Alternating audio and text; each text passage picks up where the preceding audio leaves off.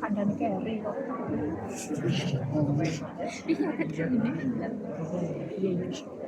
Barat. Sing nombokno luwih minggir ya. Ya. Dulu tak cilik. Loro tapi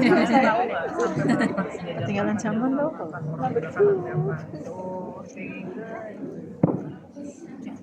sebelah. Karton. Kan jelas.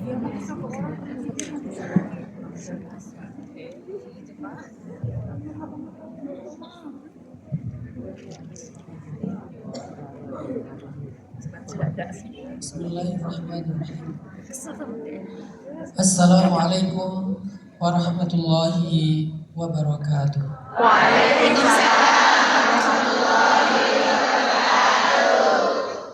Alhamdulillahi rabbil alamin.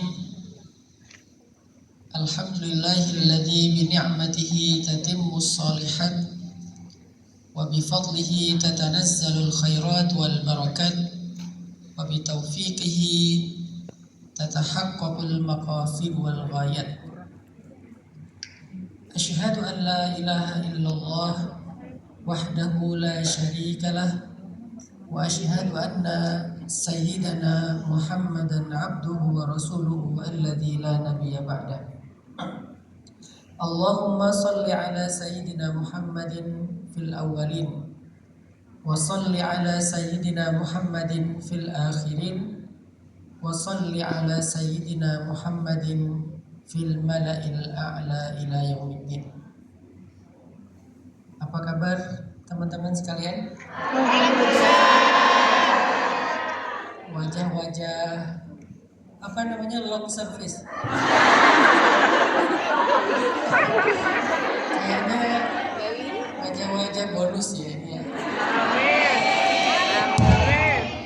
Ini pantesan awal bulan ya. Jadi wajah awal bulan sama akhir bulan itu beda ya. Masya Allah, senang sekali saya dan Umi bisa kembali hadir di tengah-tengah para pejuang keluarga, pejuang rezeki halal, pejuang apa istilahnya? keluarga. Pahlawan devisa ya. Saya lebih suka menyebut pejuang karena kalau pahlawan itu cuma dikenang ya. Tapi kalau pejuang itu didukung. Jadi saya pribadi kurang sreg dengan istilah sekedar pahlawan saja karena itu cuma dikenang doang. Tapi kalau pejuang devisa, pejuang keluarga, insya Allah harusnya didukung. Kalau jadi pahlawan keluarga cuma dibilang makasih. Tiap awal bulan ngirim paling dibalasnya makasih. Tapi kalau pejuang keluarga ditanya kamu butuh apa, kamu gimana keadaannya, apa yang bisa kami lakukan, itu pejuang. Jadi izinkan saya menyebut teman-teman semua di sini sebagai pejuang keluarga, pejuang negara, pejuang dalam kebaikan. Dan saya sebetulnya tadi Bunda Nuris terlalu tawadu ya, terlalu merendah, bilangnya cuma disuguhi tahu tempe, padahal saya kalau kesini selalu disuguhi durian. Apalagi sekarang lagi musim. Ini sepanjang Hongkong kemana-mana kok kayak di Medan ya. Aromanya kemana-mana durian. Nanti saya mau nyari durian Musangking. Saya kalau montong udah nggak inilah.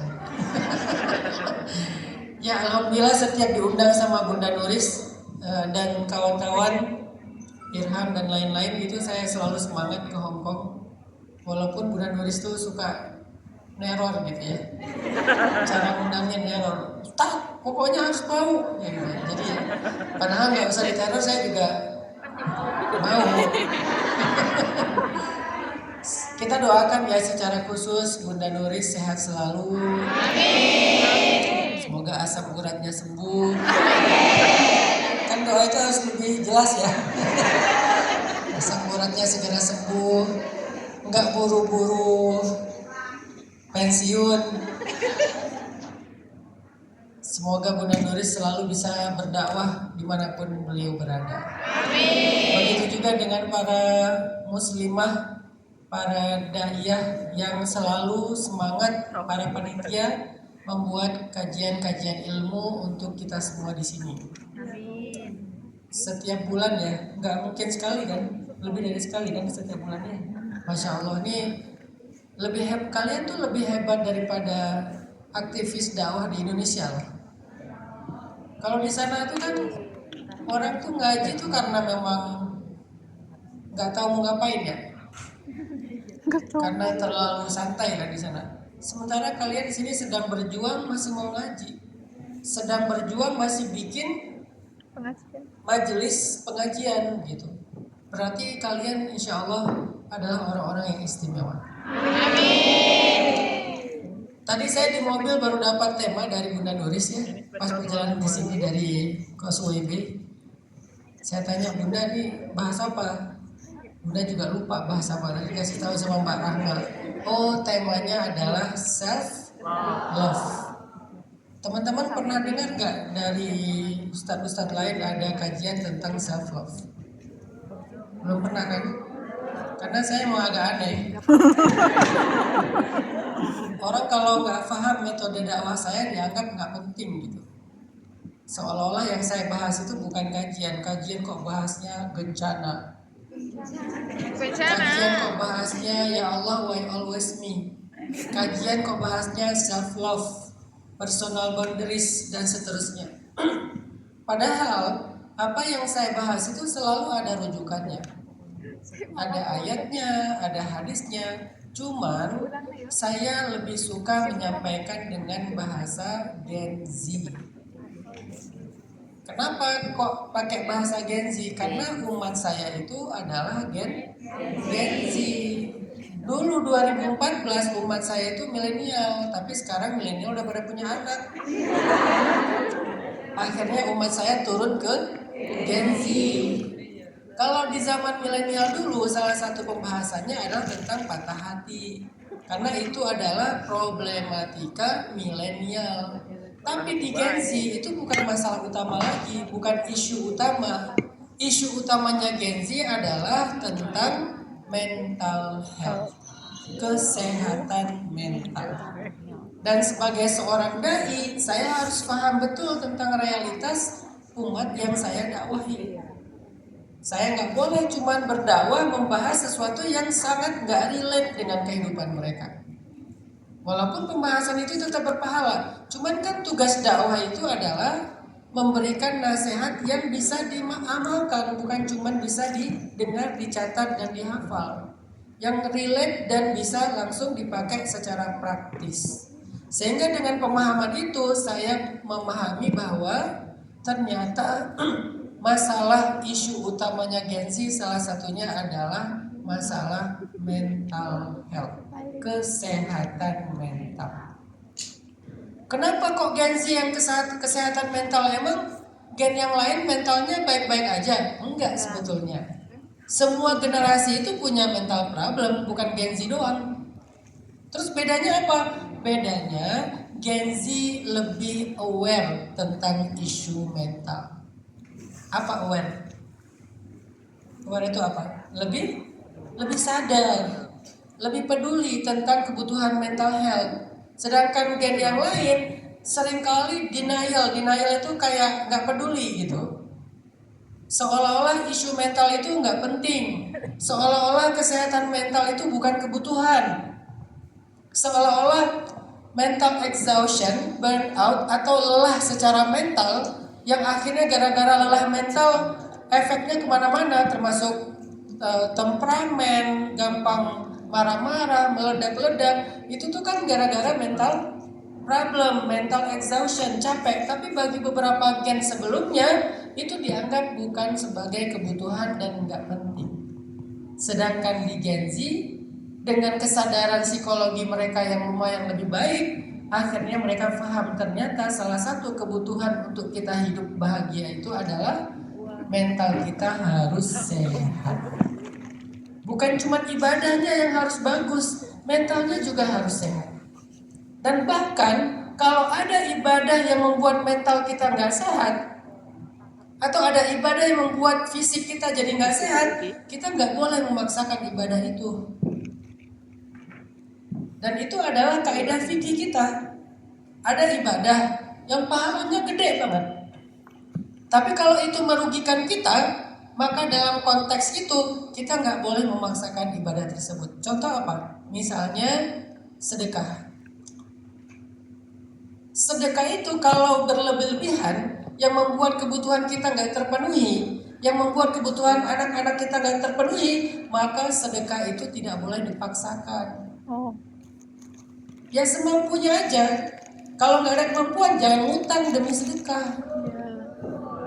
Jangan ngutang demi ngasih makan orang gitu. Kalau ada kemampuan mau ngasih makan orang dalam konteks tahlilan, dalam konteks selawatan, dalam konteks selamatan, bagus. Tapi kalau nggak ada, jangan dipaksakan. Dan ini adalah masalah hari ini yang terjadi di tengah masyarakat. Udahlah musibah kehilangan, nambah hutang. Kasihan. Musibah berduka karena kehilangan belum selesai, nambah hutang. Terus saya hidangin apa? Yang harusnya menghidangkan itu bukan yang sedang berduka, tapi tetangga. Jadi kalau kita mau bikin tahlilan, tetangga yang bantuin, bukan tetangga minta jatah. Tahlilan itu penting buat keluarga, buat ahli kubur, penting sekali. Dari hari pertama, sampai hari ke-7, hari 40 dan seterusnya. Nanti haul setahun sekali. Tapi gimana cara melakukannya yang bijak? Jangan membebankan orang yang sedang berduka. Bantulah semampunya. Jadi yang datang itu yang bawa beras. Mungkin kalau nggak bisa bawa sekilo, bawa segenggam. Kebayang kalau yang datangnya 100 orang masing-masing segenggam, mungkin 20 kilo, 30 kilogram beras tuh terkumpul itu. Barulah beras itu dipakai untuk makan bareng ya. Tapi kalau ngebebanin si yang sedang berduka, itu menurut saya sih berlebihan sih. Makanya sekarang Gen Z dengan kesadaran mereka tentang hal-hal kayak gini, mereka mulai kritis tuh. Atau sedekah misalnya. Kalau kita nggak bisa bantu orang dengan angka yang ideal, jangan memaksakan diri. Ya udah bantu aja dengan angka yang kita mampu. Allah sendiri melarang kita dalam bersedekah secara berlebih-lebihan. Allah bilang, "Wala taj'al yadaka maghlulatan ila 'unuqika wala tabassutha kullal basti fataq'uda maluman mahsura."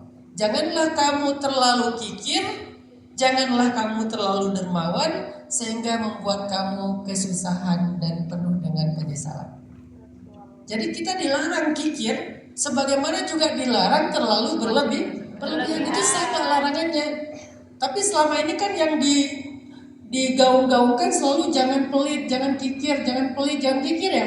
Padahal juga harusnya jangan pelit tapi juga jangan berlebih-lebihan. Boros dalam sedekah itu boleh nggak? Nggak boleh. Sama dengan pelit dalam sedekah juga nggak boleh. Terus yang mana? Wa kana baina dzalika qawama. Tengah-tengah. Tengah-tengah di sini bukan di tengah, tapi semampunya. Ternyata walaupun sedekah itu pahalanya besar, tapi kalau menyulitkan kita, Allah nggak suka. Apalagi yang ibadah berpahala besar, tapi kalau menyusahkan kita malah jangan dipaksakan. Puasa. Makanya di dalam paragraf ayat puasa di surat Al-Baqarah itu, setelah Allah bilang kutiba alaikumusiyam la'allakum tattaqun, Allah kasih kondisi.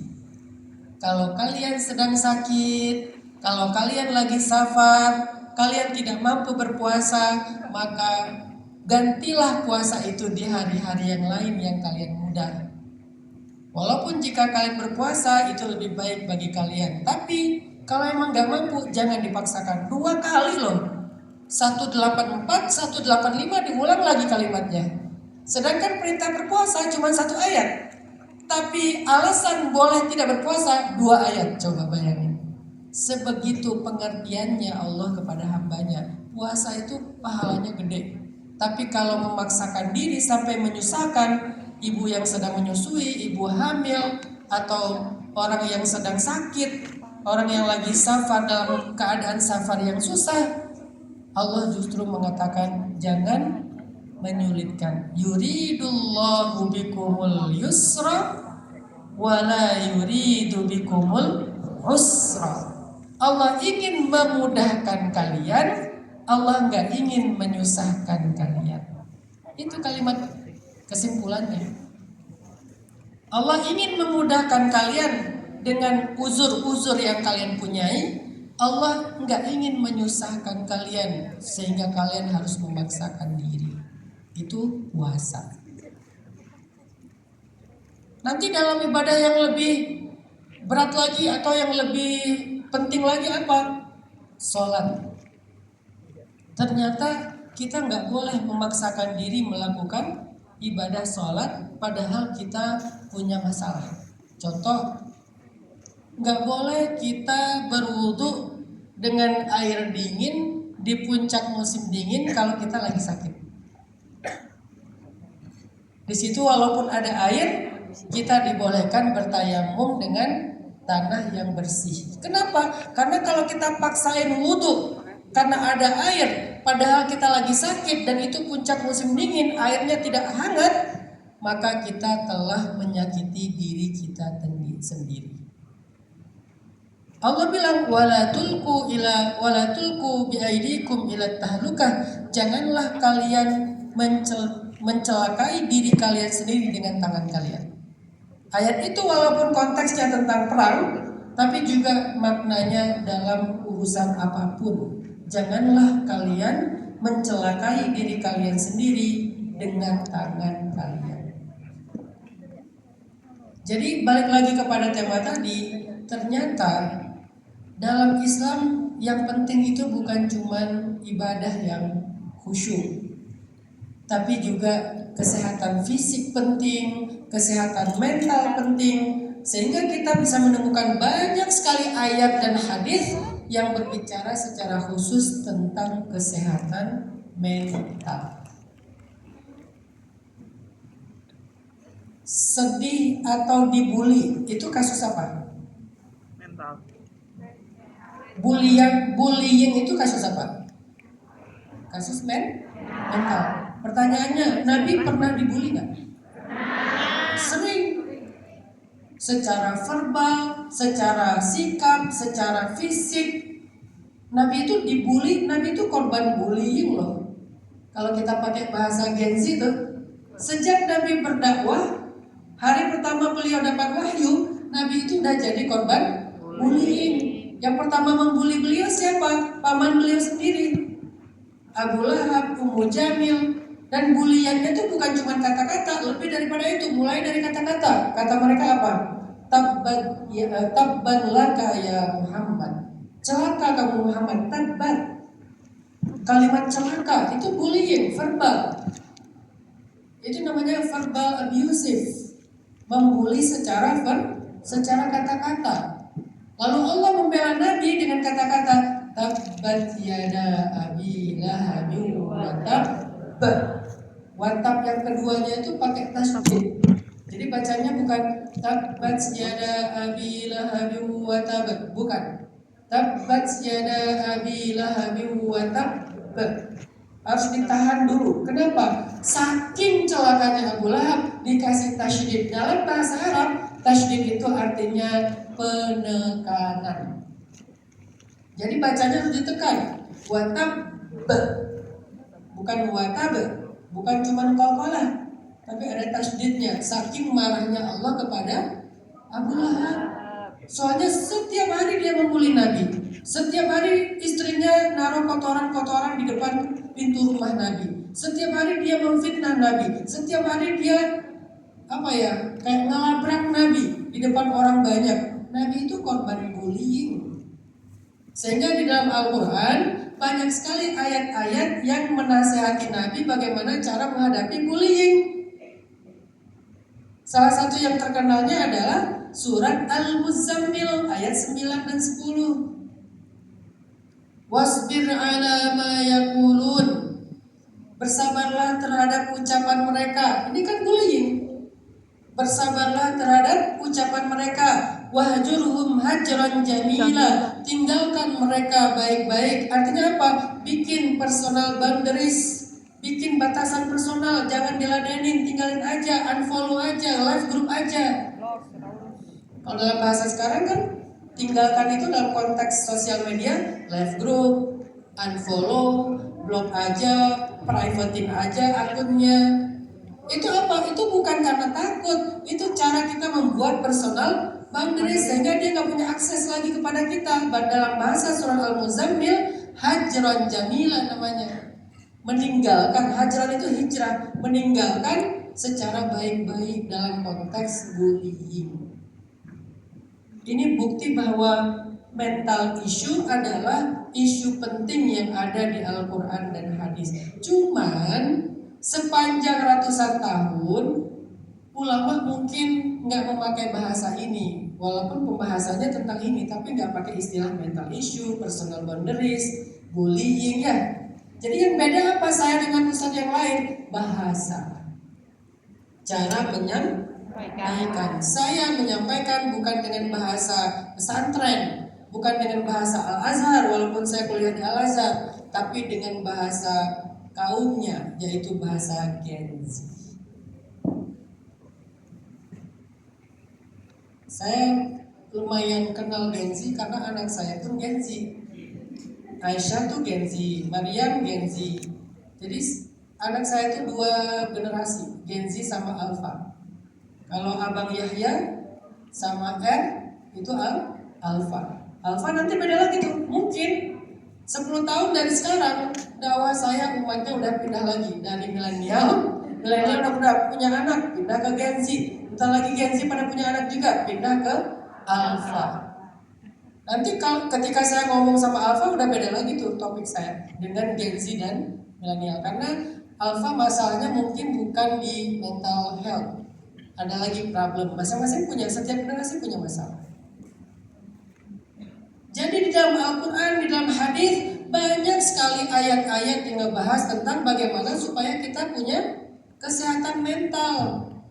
Al-Muzammil, kemudian Al-Kautsar, Ad-Duha. Ad-Duha itu merasa ditinggali, merasa diabaikan. Terus gimana obatnya? Allah menurunkan satu surat dengan sumpah. Jadi seolah-olah Allah bilang gini, sumpah aku gak marah sama kamu gitu. Sumpah aku tuh gak pernah benci sama kamu. Seromantis itu loh suratnya.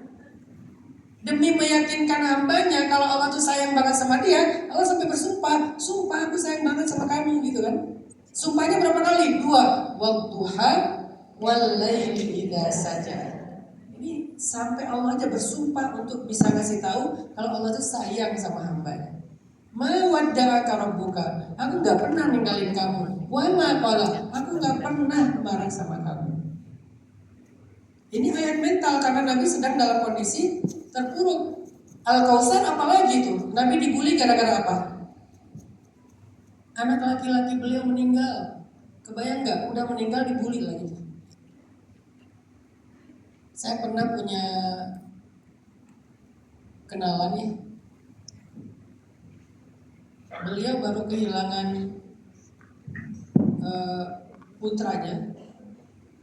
Terus sama tetangga diomongin, disumpahin lah sama tetangga. Tuh, rasain tuh, makanya jadi orang itu jangan sombong. Padahal dia gak sombong, dia cuma bahagia.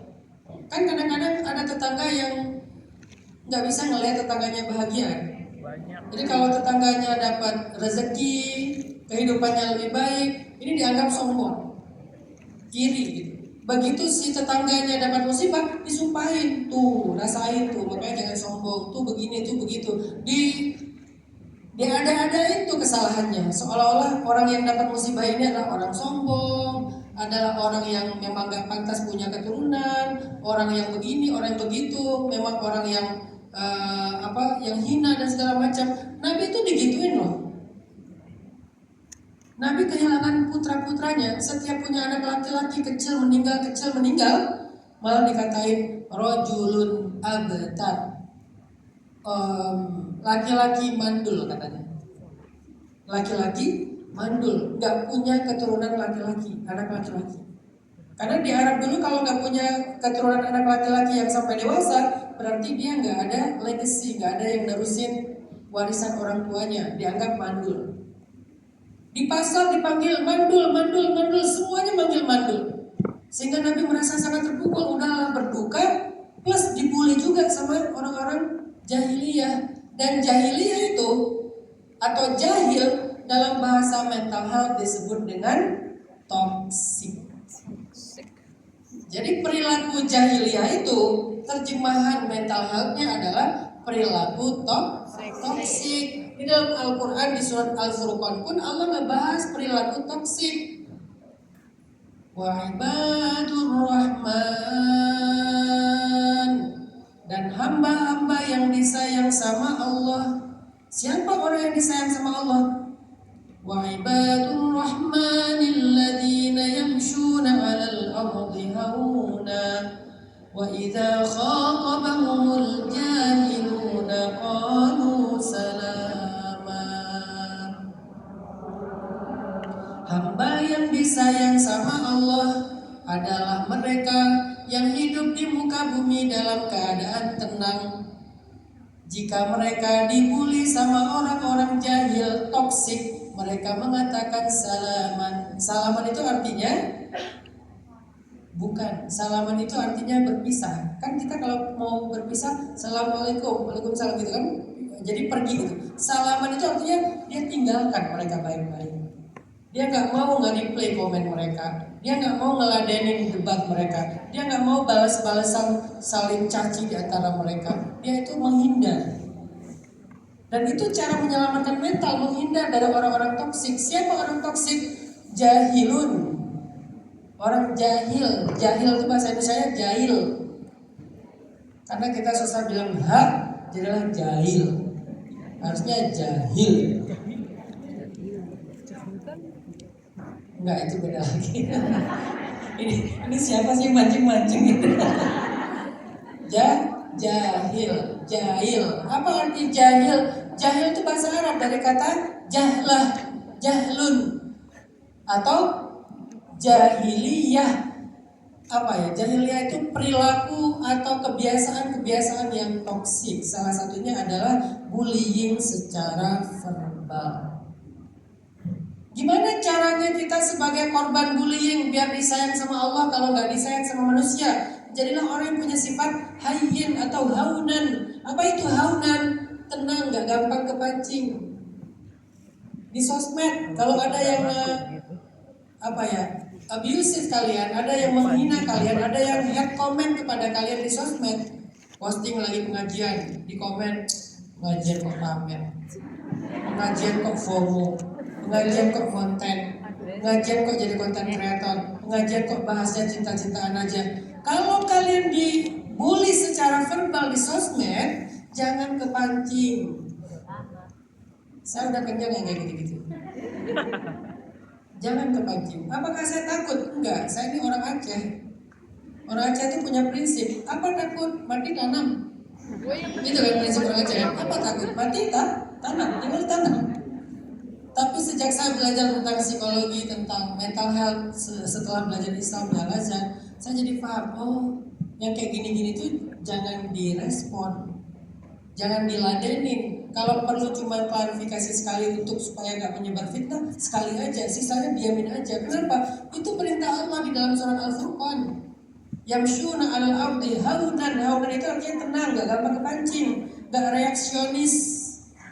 Karena kalau kita reaksionis, nggak tahan dengan omongan kayak gitu, langsung kita replay, langsung kita debat, nanti kita capek sendiri. Akhirnya mental exhaustion, lelah mental. Kenapa kok lelah? Karena ngeladenin yang toksik. Terus apa yang harus kita lakukan? Kita harus melindungi kesehatan mental kita dengan cara menghindar, dengan cara cuek, dengan cara tinggalkan. Dan itu ada di surat Al-Kautsar, Ad-Duha, Al-Muzammil, Al-Furqan. Banyak surat di dalam Al-Quran ngebahas gimana menghadapi perilaku jahiliyah. إذ جعل الذين كفروا في قلوبهم الحمية حمية الجاهلية. Ketika orang-orang toksik bangga dengan perilaku toksiknya. Lalu Allah menurunkan sakinah. Sakinah itu adalah apa ya? Calm, ketenangan. Allah turunkan sakinah. Beda dengan tumakninah. Kalau tumakninah itu peace. Kalau sakinah itu calming. Kalau tumakninah apa? Peace. Peace. Itu tumakninah. Damai ya. Kalau sakinah itu tenang. Kalau tumakninah itu damai, kalau sakinah itu gimana sih? Sakinah tenang, enggak loh. Sakinah itu damai, tumakninah itu ya terserah deh. Pokoknya itulah. Kalau bahasa Indonesia saya nggak tahu. Kalau bahasa Inggris, sakinah itu adalah calm. Kalau tumanina itu peace. Saya nggak tahu terjemahan yang tepat bahasa Indonesia apa. Jadi kalau tumanina itu peace, kalau sakinah itu calm. Kalem bahasa Jawanya. Walem. Nah, itu kalau di ada tafdilnya. Sangat kalem jadi kuat. Walem pol. Berarti itu udah mentok gitu udah. Saking kalemnya mati berarti. Walem pol itu udah mati. Itu namanya Allah menurunkan sakinah di mana? Di dalam hati nabinya dan hati orang-orang beriman yang jadi korban perilaku hamiyatul jahiliyah, perilaku toksik orang-orang toksik. Jadi Nabi itu Galipan Khandak dibully, hijrah dibully, dakwah dibully, berperang, pulang dari perang dibully, terus saja dibully, di Makkah dibully, di Madinah dibully, sehingga banyaklah ayat-ayat Al-Quran, khususnya tentang Nabi Muhammad dan para sahabat, ngebahas gimana menghadapi bullying.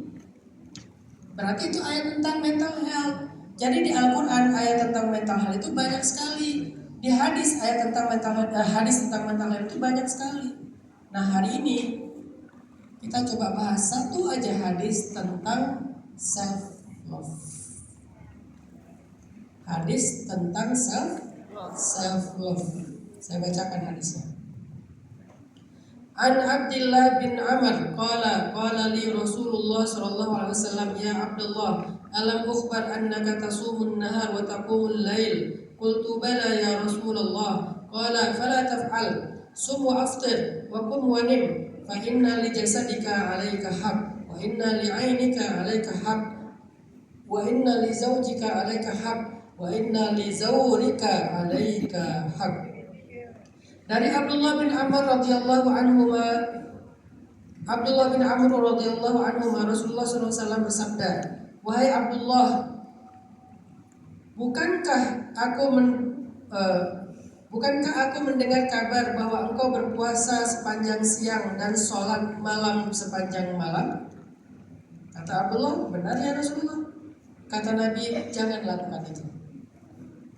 Jadi ceritanya apa?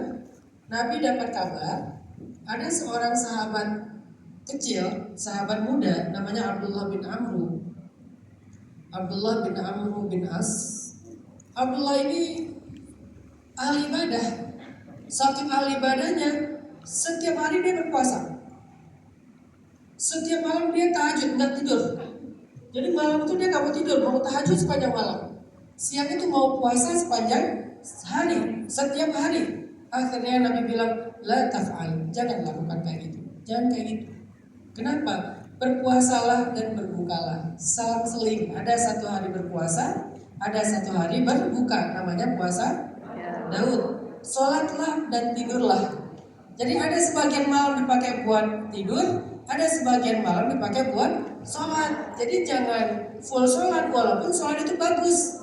Kenapa kata Nabi? Sesungguhnya tubuhmu memiliki hak atas dirimu. Sesungguhnya tubuhmu memiliki hak atas dirimu. Hadis riwayat Bukhari dengan derajat sahih. Ternyata kita tuh harus memikirkan kebutuhan kita sendiri selain kebutuhan orang lain. Kita harus menunaikan hak diri kita sendiri selain menunaikan hak orang lain. Karena orang yang mengabaikan hak dirinya berarti dia zalim kepada dirinya sendiri. Self love itu adalah tentang bagaimana cara kita memberikan hak diri kita sendiri. Menyayangi diri sendiri, mengasihani diri sendiri, memaafkan diri sendiri, memberikan kesempatan buat diri sendiri, memperbaikinya. Jangan terlalu keras kepada diri sendiri. Kenapa kita begitu rahmah, begitu penyayang sama orang lain, tapi kita begitu keras kepada diri kita sendiri? Harusnya life balance, harusnya itu seimbang. Sebagaimana kita begitu sayang, peduli, perhatian sama orang lain, kayak gitu juga harusnya kita sayang, peduli, dan perhatian ke diri kita sendiri. Harusnya seimbang.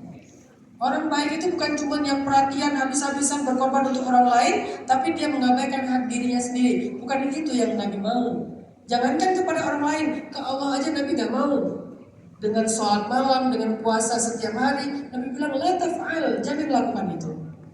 Padahal puasa itu untuk Allah. Sholat itu menghadap Allah, tapi la taf'al, jangan lakukan kayak gitu.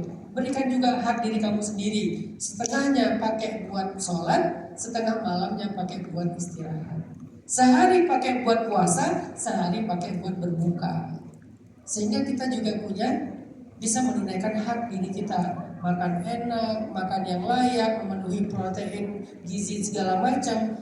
Kemudian kebutuhan tidur kita.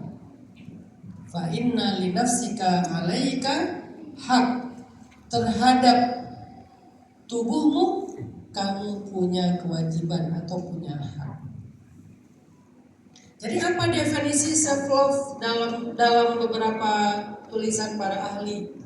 Kata mereka, self love itu adalah memberikan hak diri seperti kita memberikan hak orang lain.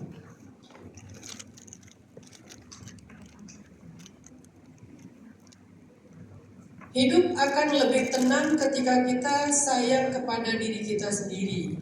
Saat kita mengerti apa yang kita mau, apa yang membuat kita bahagia, sehingga kita berjuang untuk memenuhinya. Banyak orang di luar sana nggak ngerti apa yang dia mau. Benar nggak? Kamu pengennya jadi apa? Nggak tahu. Kamu sebetulnya pengen apa sih? Nggak ngerti. Dia tuh nggak tahu pengennya dia tuh apa, dan dia juga nggak ngerti yang bikin dia happy itu apa. Duit. Dia nggak ngerti. Aku tuh happy dengan apa? Kayaknya aku nggak pernah bisa bahagia deh. Karena dia tuh nggak tahu yang bikin dia bahagia itu apa. Berarti kita sedang zalim sama diri kita sendiri. Kenapa kok zalim? Karena kita sangat mengerti keluarga, mengerti orang tua, mengerti suami, mengerti anak-anak, bahkan mengerti netizen maunya apa. Kita tahu netizen itu senangnya angle-nya begini, pakai filternya yang ini, di postingnya yang kayak gini. Netizen itu senangnya live-nya minimal 1 jam atau 2 jam biar tap-tap layar dikasih gift. Kita tuh senang tahu banget gitu kebutuhan orang lain, tapi bahkan kita nggak mengerti apa yang menjadi kebutuhan diri kita sendiri. Itu namanya zalim sama diri sendiri. Jadi kalau ada di antara kalian yang hari ini udah ngerti banget tentang kebutuhan keluarga di Indonesia, tapi kalian belum ngerti tentang kebutuhan kalian di Hong Kong, kalian berarti belum adil.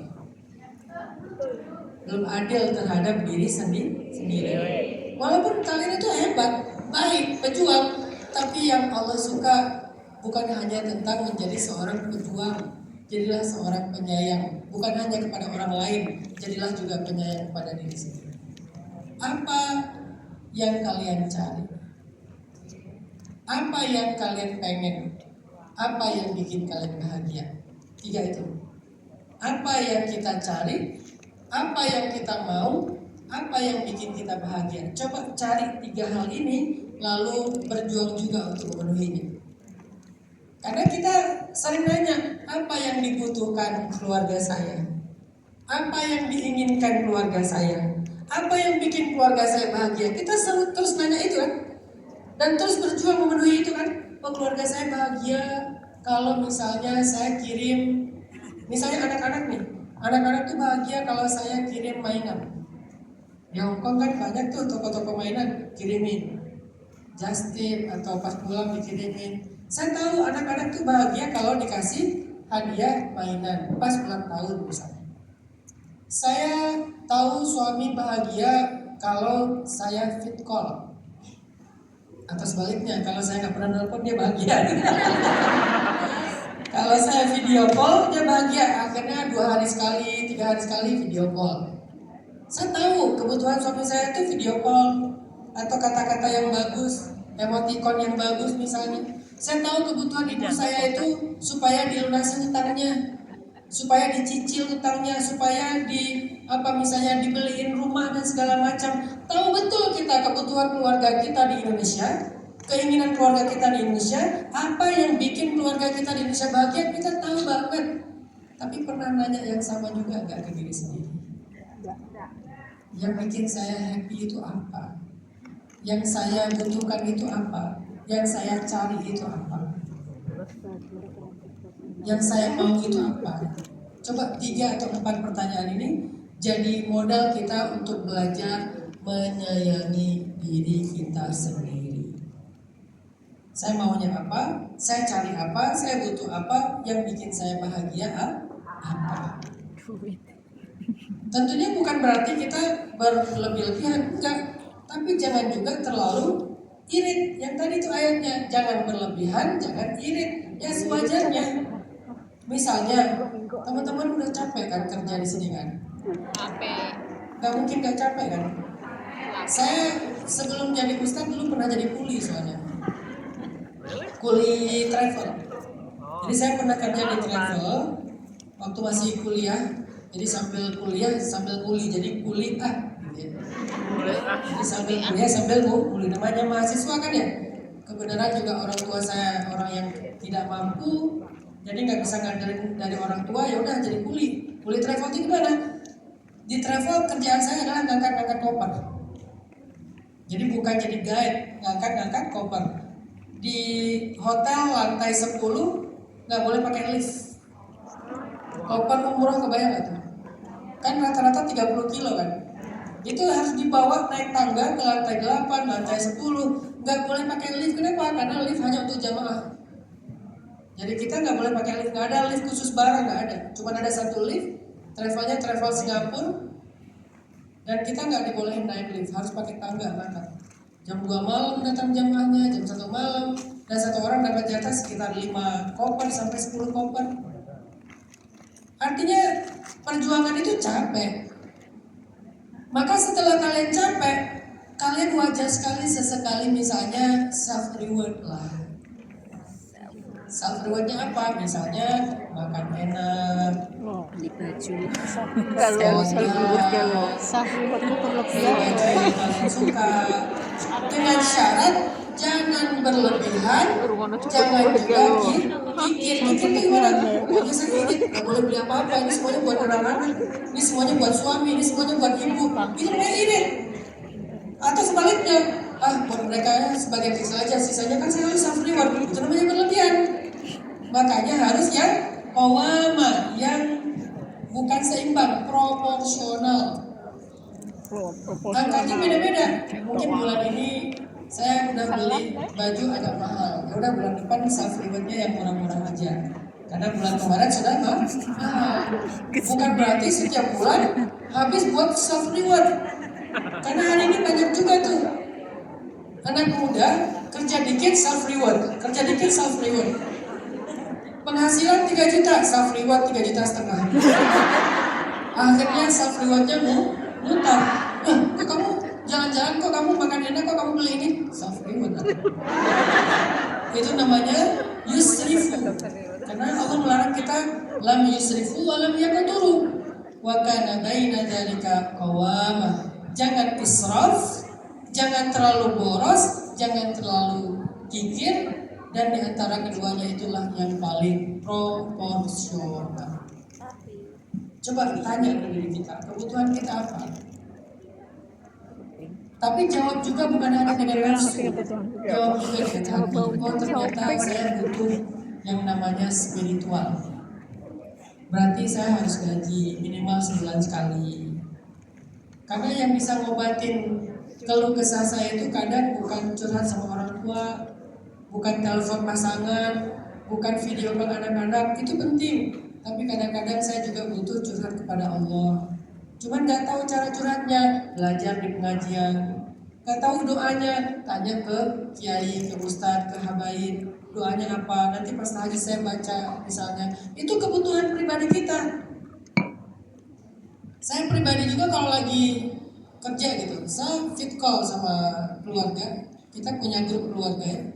Itu kalau di video call itu kan semuanya berdering tuh.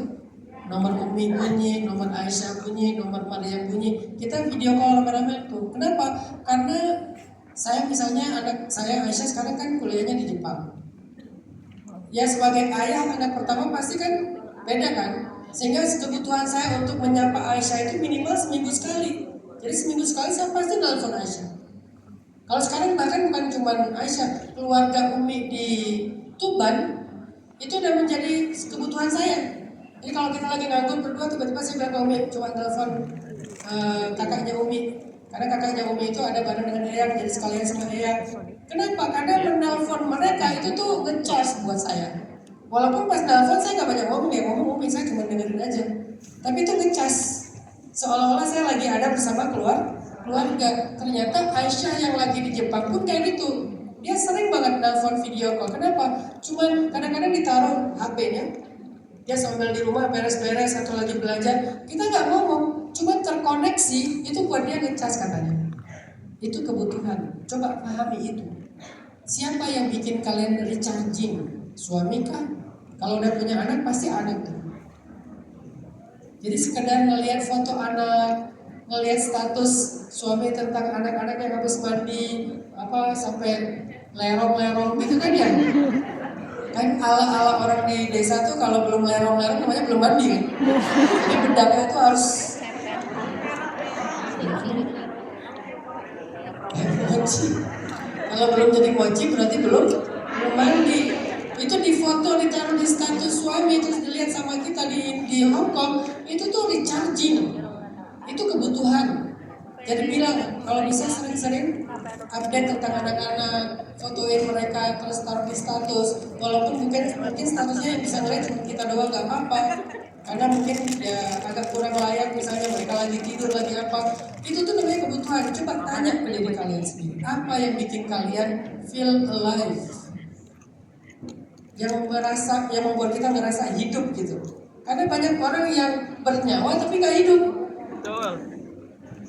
Apalagi saya tahu betul perasaannya jauh dari keluarga, kerja dengan pressure yang tinggi, hidup di dalam sebuah kondisi yang minoritas. Pasti mungkin kalian pernah ngerasain bernyawa tapi nggak hidup.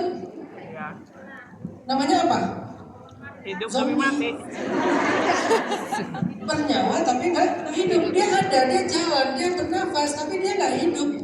Matanya tuh nggak berbinar, ekspresinya tuh nggak nyala. Aura itu kalau pakai ilmu aura itu mungkin nggak ada auranya gitu, kayak padam aja gitu. Sehingga apa yang bikin kita feel alive selain Allah, ilmu, bi'ah itu namanya vibes dalam bahasa sekarang tuh vibes, lingkungan lah dalam bahasa formal. Dalam bahasa Islam bi'ah solihah. Butuh teman. Kita hidup di Hong Kong jalan sendiri nih buat anak-anak baru nih. Nah, saya dari senior.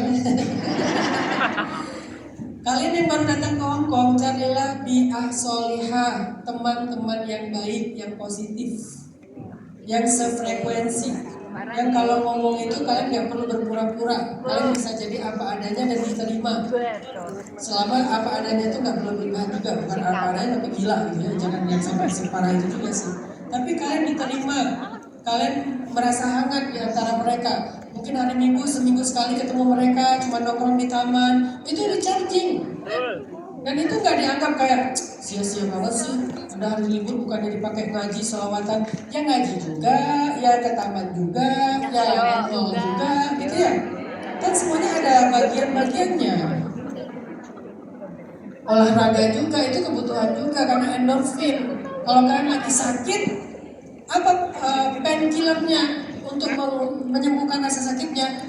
Olahraga. Karena olahraga berkeringat itu masuknya dalam kategori endorfin, hormon painkiller. Jadi coba penuhi kebutuhan diri kita sendiri. Dari sisi kebahagiaan ada 4 hormon yang perlu dicari. Ada 4 hormon yang perlu dicari untuk self love. Kalau kalian pengen self love, coba penuhi 4 hormon ini. Pertama namanya dopamin. Pertama namanya apa?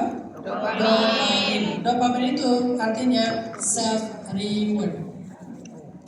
Kita kalau bisa menghargai diri kita, maka secara fitrah kita akan lebih bisa semangat dalam kebaikan. Coba self reward. Self reward itu bentuknya apa Ustaz? Banyak, bukan cuma makan-makan, belanja, jalan-jalan. Self reward itu termasuk kata-kata ke diri kita sendiri. Kalau nggak ada yang memuji kalian, nggak usah kejar itu, nggak usah cari validasi dari orang lain. Ya udah, kalian hargai aja diri kalian sendiri. Aku hebat, nggak bisa sampai sejauh ini. Mas, makasih ya ke diriku sendiri. Walaupun agak aneh sih, tapi kalau sendiri sih nggak apa-apa ya. Kalau depan orang nggak usah ngomong gitu.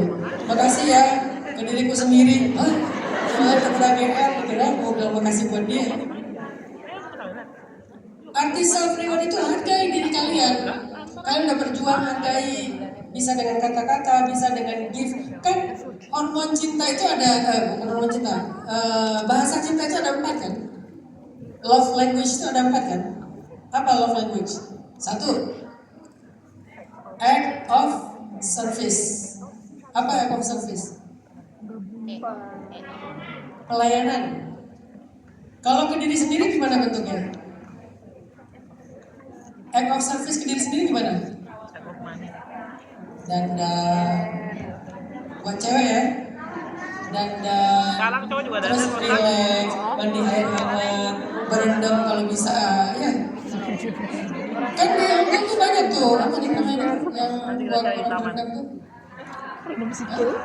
Kayak yang sabun-sabunan Sauna. ya, sabun-sabunan spa gitu loh.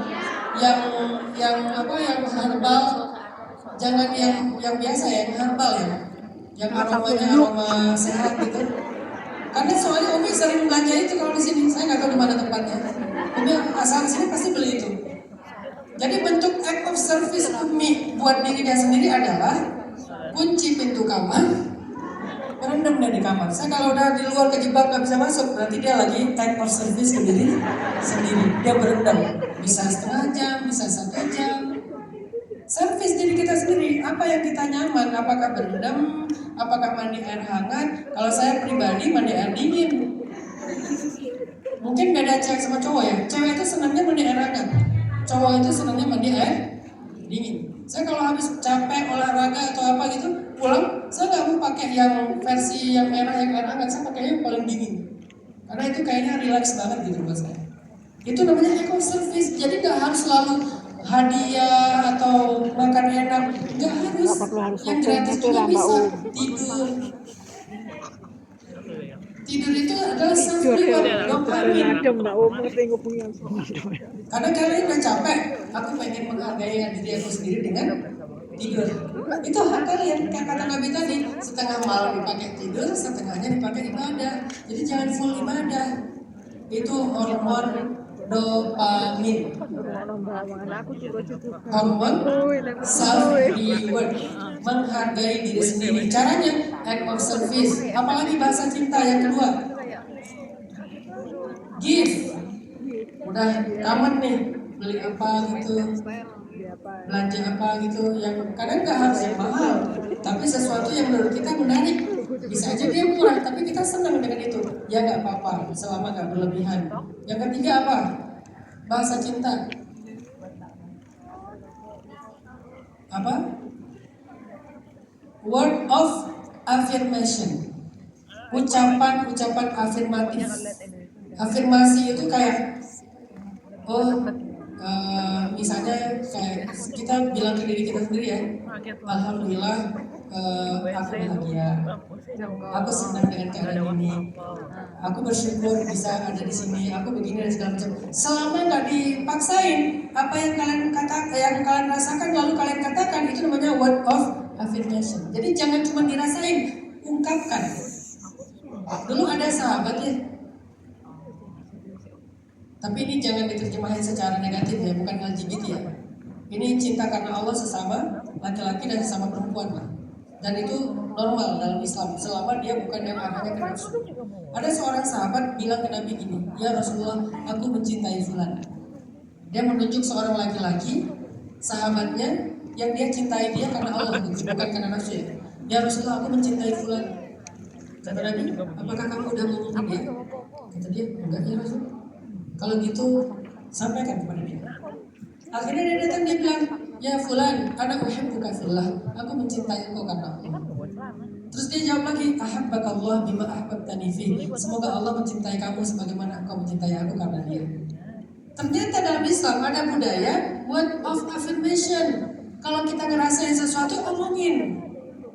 Yang positif-positif tapi maksudnya jangan cuma dirasain doang gitu. Makanya kenapa ketika kita suami istri itu saling mencintai, gak cukup sekedar dipendam dan dirasain, harus diomongin juga. Kita katakan aku menyayangi kamu, aku mencintai kamu atau apa, itu tuh word of affirmation. Kalau ke orang lain aja kita kayak gitu, masa ke diri sendiri enggak? Coba katakan aku bahagia, aku ternyata sehebat ini, aku senang dan bersyukur dengan keadaan ini. Apalagi kata-kata positif yang bisa mensugesti diri kita, itu namanya self reward dalam bentuk kata-kata. Yang keempat, love language. Apa? Physical touch. Kalau ke diri sendiri agak repot ya. Konotasinya jadi aneh kok. Pijat itu kalau dipijitin orang namanya act of service. Tapi ke diri sendiri gimana ya? Bisa nggak?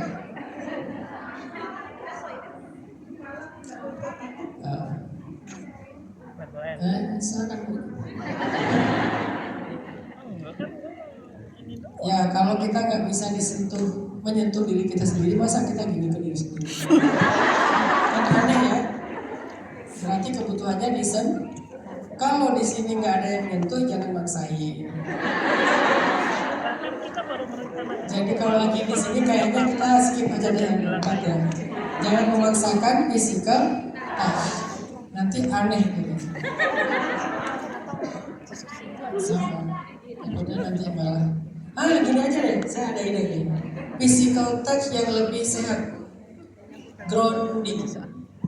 Apa itu? Disentuh oleh alam. Karena kalau manusia yang nyentuh kita, walaupun sesama perempuan, kadang-kadang geli ya. Kalau nyentuhnya kemana gitu, nyentuhnya pelan-pelan kan kalau cowok bisa berantem itu. Nah, kalau kalian gak ada yang nyentuh, gak ada anak, gak ada pasangan halal, gak ada ibu ya, teman-teman juga paling nyentuhnya salaman, pelukan doang, gak bisa yang terlalu intimate kan, kalau teman kan. Nah gimana caranya yang intimate? Cobalah belajar disentuh oleh alam, disentuh oleh angin, disentuh oleh pohon. Makanya di pohon itu senderan, pohon itu pegang, tanah itu diinjak, jangan pakai alas kaki di beberapa tempat, kecuali di aspal. Jadi kalau kalian ke taman ya, coba buka sendal ya. Biarkan kaki kalian itu bersentuhan dengan rumput, itu namanya physical touch.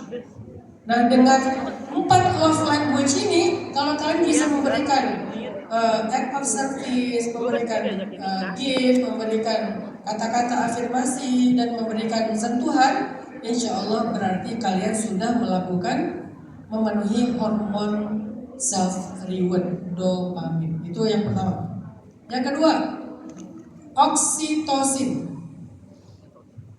hormon cinta. Oh. Kalau tadi menghargai diri sendiri, kalau sekarang cinta. Hormon cinta ini bisa dua arah, mencintai dan dicintai. Karena kita juga butuh mencintai. Karena kalau kita membenci semua orang dalam hidup ini, kita capek sendiri. Makanya salah satu terapi kita itu adalah belajar mencintai. Selain belajar dicintai, kita mencintai hewan, mencintai alam. Di atas semua itu mencintai Allah dan Rasul. Di bawah itu mencintai keluarga. Ternyata mencintai itu adalah sebuah energi. Orang kalau hidupnya nggak mencintai apapun dalam hidupnya, dia tuh nggak punya energi apa-apa untuk hidup, untuk feel alive.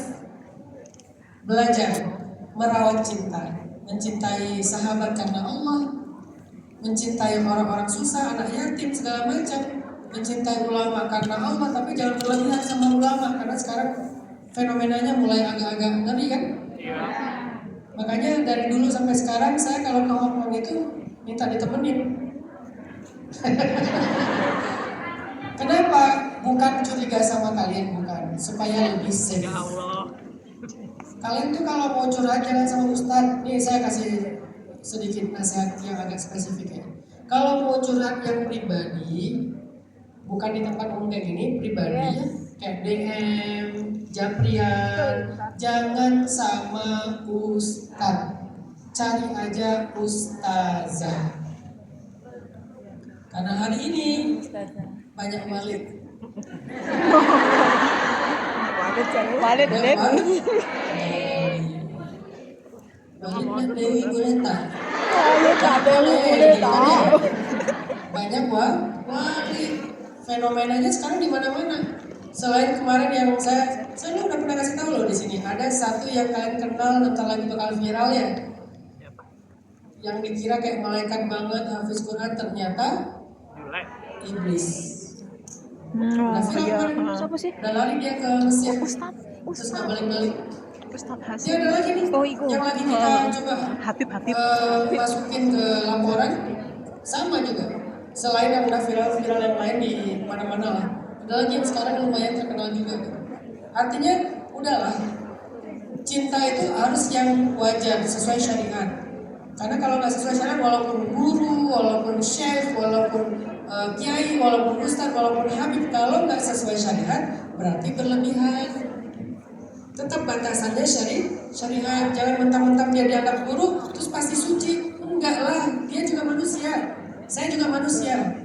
Saya ini bukan orang suci. Saya ini bukan orang yang benar-benar terjaga, yang hanif. Enggak. Mata saya bisa meleset, telinga saya bisa meleset, pikiran dan hati saya bisa meleset. Jadi sewajarnya aja.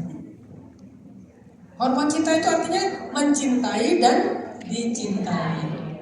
Kalau kalian punya energi cinta sebesar itu, mencintai Allah, mencintai Rasul, mencintai keluarga, mencintai sahabat karena Allah, mencintai ulama karena Allah, mencintai hewan ternak atau hewan peliharaan, mencintai alam, mencintai, maka punya energi, lalu dicintai. Semakin banyak yang mencintai kalian, berarti semakin sehat mental kalian. Coba cari itu untuk memenuhi self love. Kalian jangan memaksakan berteman dengan orang yang benci sama kalian, atau yang kalian gak diterima dalam circle mereka. Jangan paksain. Kalau ada satu grup yang sepi udah berbulan-bulan, itu artinya mereka bikin grup sebelah. Kalian gak usah so asik di dalam grup itu. Mereka gak peduli sama kalian. Mereka diam-diam udah bikin grup sebelah, cuman kalian doang nggak dimasukin. Di sana rame, di sini doang yang sepi. Jangan memaksakan diri ada di dalam satu circle yang kalian jelas-jelas nggak diterima di situ. Karena itu bukan cinta, itu menyerap energi yang menguras energi yang luar biasa. Kalian ada satu grup itu cuek, setiap kali broadcast apa-apa, ya aku besok ini hening. Ya aku lagi gini hening. Kalian apa? Mereka nggak respon. Tapi giliran yang lain broadcast, responnya di replaynya banyak di bawah. Kalau kalian nggak, berarti kalian nggak diterima di situ. Jangan paksakan diri karena itu menguras energi kalian. Cari aja grup yang menerima kalian seperti kalian menerima mereka. Kalau kalian podcast, wih seru ya, wah enak ini kan banyak masakannya, gimana masaknya dan segala macam, jadi rame tektokan. Kalian di situ aja, walaupun grupnya mungkin sedikit, mungkin orangnya bukan yang gimana, gak terkenal atau apa, nggak apa-apa, yang penting diterima. Itu kebutuhan kebutuhan hormon cinta namanya.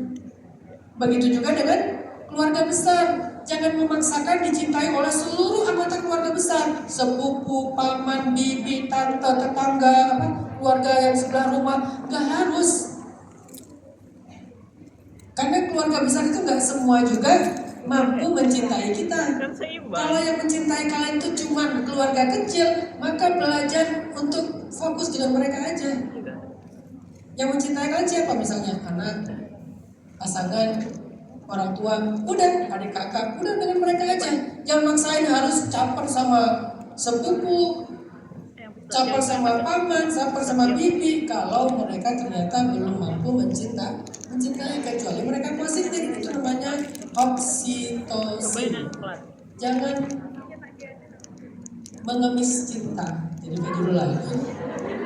Jangan mengemis cinta, tapi hargailah cinta. Yang ada aja kalian hargai. Yang nggak ada nggak usah dikejar, mengemis, mengiba, nggak usah. Jadi oksitosin itu, hormon cinta itu ada dua, mencintai dan dicintai. Itu self love. Kita ada kebutuhan mencintai untuk punya energi yang kuat. Kalau kita nggak mencintai apapun dan siapapun dalam hidup kita pasti menjadi orang yang zombie tadi, nggak full life. Dan yang paling layak dicintai itu yang pertama Allah, Rasul, baru kemudian yang lain-lain. Coba belajar mencintai Allah. Dan pasti dicintai Allah, pasti. Yang ketiga, hormon namanya endorfin. Endorfin itu apa? Painkiller, obat rasa sakit. Kalau kalian ngerasa sakit banget secara psikis, secara mental, obatnya adalah endorfin. Gimana endorfin itu didapatkan? Salah satunya dengan olahraga berkeringat. Karena catur juga olahraga, tapi nggak berkeringat. Kan masuk cabang olahraga kan catur kan? Iya. Olahraga paling berat lagi. Angkat kuda, angkat benteng, angkat baja. Tapi walaupun berat, nggak berkeringat, itu nggak endorfin, itu lebih ke thinking lah. Olahraga berkeringat, jadi usahakan olahraganya yang berkeringat. Berikan waktu buat diri kalian, minimal berapa hari sekali jalan. Kalau di rumah tempat kerja itu ada treadmill, mungkin izin pakai treadmillnya. Capek, tapi capeknya beda antara capek kerja sama capek olahraga. Capek kerja itu nggak jadi endorfin, itu nguras. Itu nyedot, itu ngabisin baterai. Tapi kalau capek olahraga nambah baterai. Itu dua capek yang berbeda walaupun sama-sama capek. Jadi jangan pikir udah kerja disuruh olahraga, beda. Kerja itu capek nguras, olahraga itu capek ngisi. Tapi ya harus tahu waktu juga ya. Jangan habis capek kerja langsung olahraga ya, enggak pas juga waktunya. Tapi kasih waktu jadwal minimal seminggu sekali. Harus punya olahraga favorit. Di sini apa sih olahraga berkeringat favorit teman-teman? Masa WC. Aerobik apa lagi? Volley. Di sini ada sekolah. Oh hebat ya, kapan-kapan main bareng ya. Hiking tuh. Tapi hiking itu bukan endorfin, itu maksudnya ke serotonin. Jadi kalau endorfin itu yang berkeringat. Hiking berkeringat juga sih. Sangat ya. Saya jarang hiking. Olahraga saya itu renang, nyelam, terus ya berkuda lumayan sangat berkeringat sih. Saya nggak main gym, saya padel lah kalau di Indonesia sekarang lagi FOMO kan, padel. Yang keempat, nih hormon yang juga harus kita penuhi apa namanya? Serotonin. Apa itu serotonin? Mood stabilizer. Menstabilkan mood. Jadi kalau kalian gampang uring-uringan, gampang bete, gampang marah, gampang temperamen, gampang apa istilahnya kalau Tantrum. tantrum. Kalau kalian gampang tantrum, dikit-dikit tantrum, panci dibanting segala macam, maka kalian butuh serotonin. Serotonin itu dapatnya dengan cara apa? Minimal 2. 1, lewat prayer, ibadah. Tapi ibadah yang mindful, bukan cuma ritual, tapi dirasain, dinikmatin. Dan yang kedua dengan pergi ke alam. Makanya saya bilang tadi hiking lebih identiknya dengan serotonin, pergi ke alam. Kalau bisa di alam itu pakai physical touch. Kalau pergi ke alam jangan konten. Kenapa gak dapat hormon mood stabilizer? Karena ke alam itu bukan mau terapi, tapi mau konten kreator. Ke alam itu jangan live. Iya benar. Kalian jangan terlalu baik sama netizen, dikit-dikit like, dikit-dikit share. Udahlah, mereka juga gak terlalu suka nonton konten kalian. Termasuk saya pernah live berkuda yang nonton 10 orang. Padahal follower saya 10 juta. Tapi yang nonton 10 orang, saking gak pentingnya saya gitu. Akhirnya saya udah gak mau live lagi. Kalau kalian ke alam, kalian fokus terapi diri aja. Ngapain? Kalau air ya berenang. Kalau dengan alam yang sifatnya bukan air ya sentuh. Kalau misalnya di hutan gitu, sentuh, grounding, gak pakai alas kaki, sama pohon-pohon itu dipeluk. Ya, itu terapi, namanya dia. Pohon itu dipeluk, pohon itu disentuh, pohon itu diajak ngobrol. Ya, itu scientific. Kita selama ini pohon dong. kalian jangan menyaksikan pohon itu bukan benda mati. Mereka lebih hidup daripada kita. Energi mereka lebih positif daripada kita. Saya kalau pergi ziarah kubur ibu saya yang meninggal tsunami di Aceh, kan dikuburkan secara massal tuh dekat bandara Banda Aceh. Saya kalau keluar dari bandara langsung ke kuburan ibu, yang pertama saya lakukan apa? Bukan tahlilan. Saya ngobrol sama pohon. Pohon yang persis di atas kuburan ibu saya. Kenapa? Karena dalam konsep ilmiah, tubuh manusia yang sudah terurai di bawah tanah itu namanya human composting, kompos manusia. Dan itu sudah menjadi tumbuhan, jadi dahan, jadi daun, dan jadi bunga. Jadi pohon itu yang ada di kuburan ibu saya adalah manifestasi ibu saya. Makanya Nabi bilang, ketika Nabi datang ke kuburan, Nabi kan nanam pelepah kurma kan? Iya. Terus Nabi bilang apa? Selama pelepah kurma ini belum kering, maka dia akan menghindarkan ahli kubur dari azab kubur. Apa hubungannya pelepah kurma dengan azab kubur? Ternyata human composting, tubuh manusia yang sudah menjadi tanaman yang memberikan energi dan kompos bagi tanaman. Tanaman itu bermanfaat bagi alam semesta, bagi burung, bagi serangga. Ternyata itu sedekah buat dia. Makanya jangan pernah menebang pohon, terutama pohon di area kuburan. Kan banyak kuburan-kuburan di Indonesia tuh yang pohon-pohon besarnya ditebang. Alasannya apa? Biar gak angker. Kalau yang angker, biar gak ada setan, kamu setannya. Ini saya agak marah ya, karena kalau ngomongin tentang masalah lingkungan saya agak bete sih. Karena banyak orang gak ngerti, masa pohon gede dibilang angker? Pohon gede itu justru rahmat, karena oksigennya paling banyak, menyerap karbonnya paling banyak, memberikan air di bawah tanahnya paling banyak. Lalu kehidupan biota yang ada di dalam ekosistemnya itu paling banyak. Berarti sehat kehidupan sekitarnya. Kalau dibilang angker, berarti kamu yang angker. Iya betul. Soalnya sering ada penampakan, ya kamu yang penampakannya. Gak ada, itu pikiran kamu aja tuh yang kayak gitu. Identik yang namanya kuburan itu setan. Sejak kapan kuburan identik dengan setan? Karena kuburan itu adalah apa ya, jembatan antara dunia dengan akhirat. Justru ada di alam barzakh itu, bukan antara manusia dengan jin. Kuburan jembatan antara pemisah antara dunia dengan akhirat, pemisah, pembatas, namanya barzakh. Barzakh itu artinya pembatas. Jadi kuburan itu pembatas antara alam dunia dengan alam akhirat, bukan pembatas antara manusia dengan jin atau setan. Itu tuh benar-benar salah pemikirannya. Walaupun saya kalau ke daerah kuburan malam-malam agak serem sih.